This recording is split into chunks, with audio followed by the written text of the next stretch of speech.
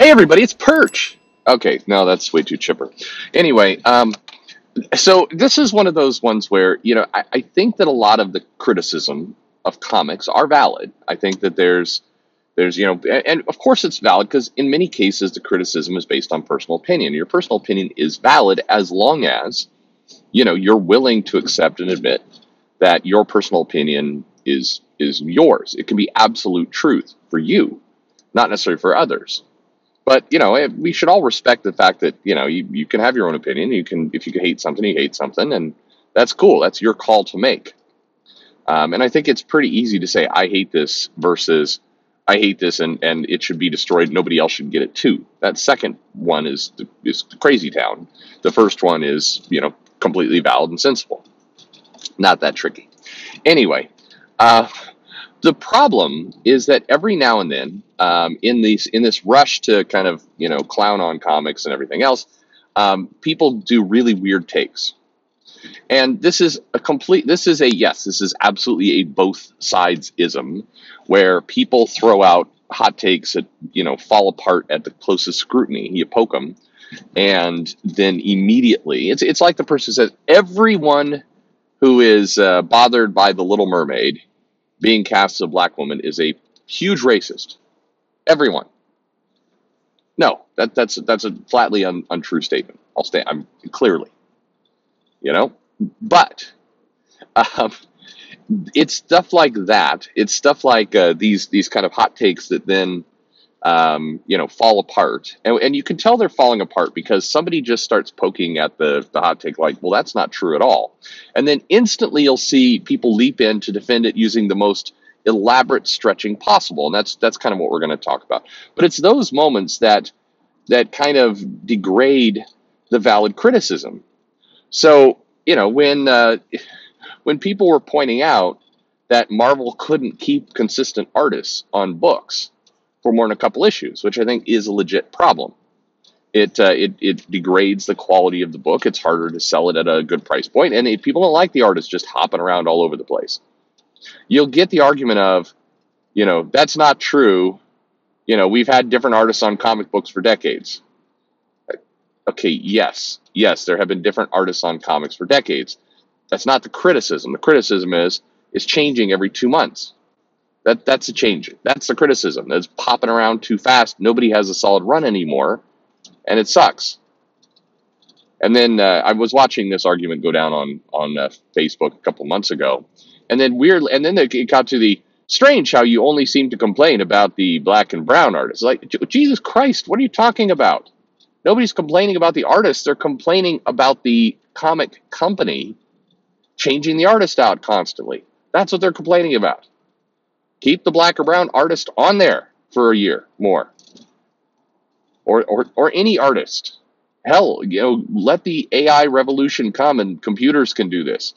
You have these nice long runs because the computer just keeps going. And you don't have to pay it. I'm sorry, I'm not giving anybody ideas, but that's the goofiness of this. So here's one of these controversies that it's not a controversy. It's just so recent episode of She-Hulk.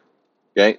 By the way, if you're keeping track at home, my daughters completely noped out of She-Hulk. They tried for a while, and my older daughter went out pretty early, I would say. And my younger daughter, she was losing interest fast. And they had the twerking episode, and you may have heard that in the video I did with her, where she liked twerking She-Hulk, and that was pretty much the only thing she liked at that point about the show. And then in the next episode, when there was no twerking She-Hulk, she was like, I don't know why I'm watching this when I can watch anything else. She discovered Minecraft, and that's the sinkhole of all of her time now. But anyway. But I'm sticking with the show, and I have a lot of mixed feelings about it. There is the character is written weirdly insufferable. The actress they picked, I think, is a decent Jen Walters. I think the dynamic is okay. I still think that the CGI She-Hulk there's an uncanny valley effect. It's just not quite right. I don't know. I played around with Poser and apps like that way back in the day, and it is it's always harder to make, I think, women, or was for me anyway, but women CGI characters than men, because the kind of the unnatural effects of the CGI, kind of the way it works with men, you could add, wrinkles, scars, facial hair. You got a bunch of things you could add that kind of cover up some of the, uncanny valley effect of CGI. With women, the intention is to be more smooth, and in being more smooth, you have a really difficult time making that not look like, plastic and just weirdly wrong. So it's just, I think it is harder to do CGI women, I guess is my point. But the show is off. However, I read all these comics. There definitely is a John Byrne run feel to some of the show, not just the breaking the third wall stuff, but She-Hulk would talk about feminism in those issues, a decent amount. She went to a planet with this kind of barbarian guy, and he was, sexist, and she beat the shit out of him. And so you had those. It's like a weird reflection. There's elements there. You can kind of see it. But then it's almost like if it worked for Byrne and modernized, it's just odd. It's just slightly odd.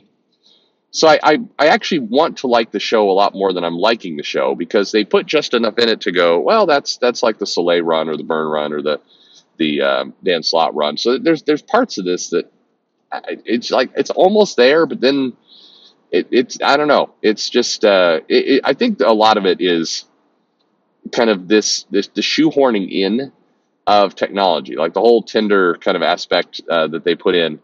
It just feels weird. I mean, I don't know. That's maybe I have enough spin. Maybe I've not spent enough time on Tinder, so I don't know. At any rate, this last episode featured Daredevil. Now, Twitter was telling us that everybody's looking forward to Daredevil in She-Hulk. I'm not convinced a lot of people were looking forward to that. I think they, cameos and having Daredevil proper in the MCU, I think people were, had apprehension about and all the rest. So Daredevil finally appears. They put him in his black and red, or yellow and black with some red costume, which is a nice callback. I mean, I saw a bunch of people like losing their shit over that. Like, this costume looks like trash. Why is he in yellow? It's like, well, because in the comics he was. And that's kind of my point, is you have valid criticism, and then you have criticism from people who clearly haven't read the comic books they're claiming to defend. And so some people went after the look of the costume, which, yeah, the look of the yellow costume does not look as cool as a red costume. That was also kind of the point. I mean, that is why Marvel relatively quickly changed it to the red costume, because it looked better. But the real criticism came in where spoilers for She-Hulk. I should have said that in the beginning. The yellow costumes in the promo art. So sorry, you're going to see that. But okay, spoilers. You've clicked away if you haven't watched it, and that's what you're into. Jen and Matt hook up and have basically a one night stand. And the only part of that bit that I think feels off and wrong, as somebody who's read the comics, is there is a brief scene at the end where Daredevil's kind of doing a walk of shame in his bare feet, carrying his boots, down the neighborhood, which is stupid. That's just stupid.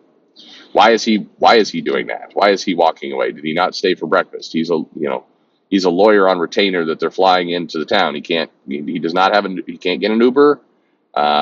He doesn't have any clothes. Jen has clothes. We established that in an earlier episode. Min's clothes in her apartment.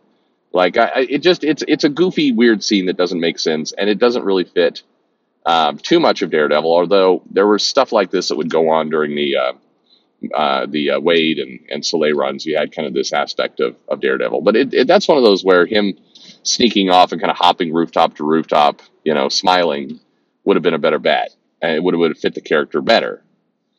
But what people got really upset about, now people are kind of starting to change what the initial stuff is, but all the old tweets are there. What people got upset about was, this is another example of woke Marvel dismantling religion, because Matt is Catholic. Catholic guy would not have a one night stand. And that's the element where it's like, Bitch, you're not read Daredevil. I think Matt Murdock is probably like who's the bigger player in Marvel? It's still Tony Stark, but it's close. Matt gives him a run for his money. The only difference is Matt has a death cock that winds up killing most of the women he sleeps with. No, I mean, like, you could go down the list. He's been with Black Cat. He's been with Black Widow. He's been with, of course, Karen Page, Elektra, Typhoid Mary, a wide variety of other attorneys and paralegals that kind of crossed his path. He was with, he dated Foggy, his best friend, bro, legal partner. He dated her younger sister. Like, Matt has humped his way through the Marvel Universe. There's to stop with the defensive Catholic moral values where it comes to Daredevil. That's ridiculous. And it was just comical.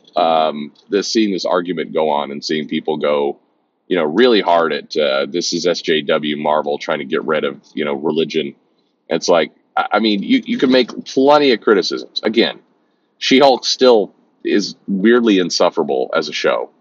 And I don't know. Personally, in my opinion, I just, like I said, it's got enough elements in there that I want to like it, but it comes up short in some weird aspect I can't put my finger on. And there's plenty of other dumb changes that Marvel's making to their shows that suck, no doubt about it.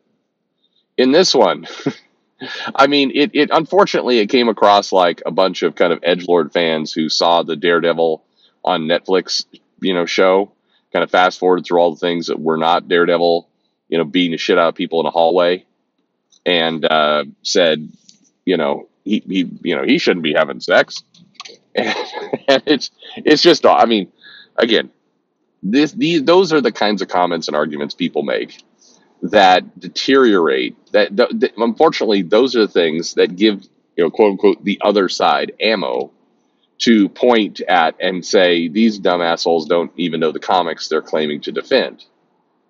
And so it's been a funny journey. And so right now you're saying, well, I didn't mind about the sex. I just minded about that walk of shame scene. It's like, no, that's not what you said at the beginning.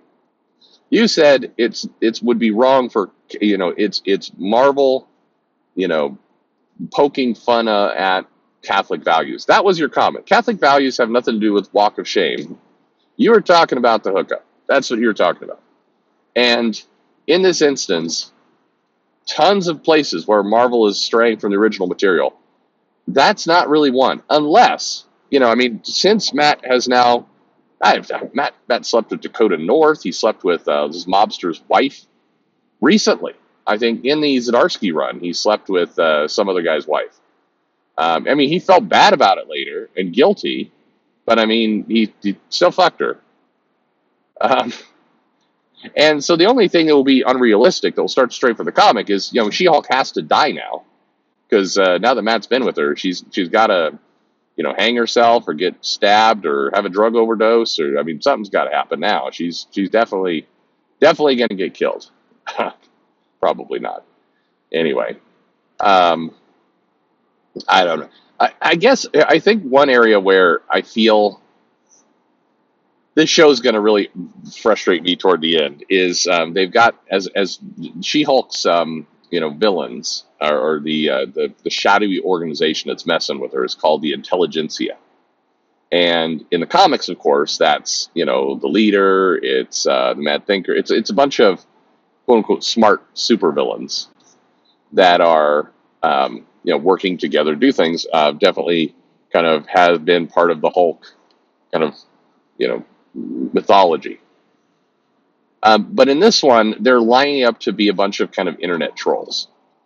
It feels like from the stuff they're doing, the Intelligentsia is, basically Comicsgate is kind of how they're lining it up. And I just want to see when they do there's 2 more episodes left, I think, or 3, when they unveil who the villain is. For the love of God, please have it be some supervillains there. If it's a bunch of like nerds sitting around in a basement somewhere on computers trying to hack She-Hulk's phone, which they already did, and then interrupt her award ceremony to call her a slut. which they did. That's where I again, it's like we had this is the challenge in that She-Hulk is an interesting character in the Burn Run. Fought a lot of goofy nonsense villains, tons of them. But also, they made sure that when they were doing the goofy nonsense villains, they were also doing the, there's a big threat here in the background. They did, it wasn't just all, dumbassery. They actually got to some, more major things. And they made the point that, Jin got involved in kind of silly comedy stuff, but, had superpowers, could actually do major stuff. So in the last episode, you had Jin, getting an award as She-Hulk, and then the intelligentsia shows up and says she's a slut, and shows a video of her, having sex with a guy, embarrassing her, and this triggers her to Hulk out or rage out, so she starts smashing stuff, and she realizes that was her "I've lost control" moment. Now for her cousin Bruce, his Hulk out moment was, people are being murdered out in front of him, and he loses control. Loki triggers rage. It's just like I don't know. You see what I'm going with this? It's like it makes the character less.